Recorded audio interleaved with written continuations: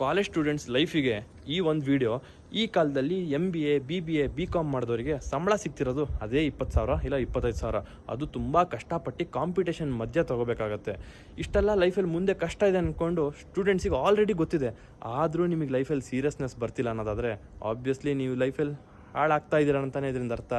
ಮಗ, ಡಿಗ್ರಿ ಆಗೋಕ್ಕೆ ಏನಕ್ಕೆ ವೇಟ್ ಮಾಡ್ತಾ ಇದೆಯಾ? ನಿನಗೆ ಯಾವ ಕಂಪ್ನಿಯಲ್ಲಿ ಕೆಲಸ ಮಾಡ್ಬೇಕು ಅನ್ಕೊಂಡಿದ್ಯಾ? ಇಲ್ಲ ಏನು ನಿನ್ನ ಬ್ರ್ಯಾಂಡ್ ಲಾಂಚ್ ಮಾಡ್ಬೇಕು ಅನ್ಕೊಂಡಿದ್ಯಾ? ಇಲ್ಲ ಏನು ಬಿಸ್ನೆಸ್ ಮಾಡ್ಬೇಕು ಅನ್ಕೊಂಡಿದ್ಯಾ? ಈಗಿಂದನೇ ಸ್ಟಾರ್ಟ್ ಮಾಡಿ ಮಗ. ಏನಕ್ಕೆ ವೇಟ್ ಮಾಡ್ತಾ ಇದೆಯಾ? ಡಿಗ್ರಿ ಅದು ಜಸ್ಟ್ ಪೀಸ್ ಆಫ್ ಪೇಪರ್ ಅಷ್ಟೇ. ಅದು ನಿಮ್ಮ ಗೋಡೆಗೆ ಅಂಟಿಸ್ಕೋಬೇಕು ತಗೊಂಡು ಹೋಗಿ.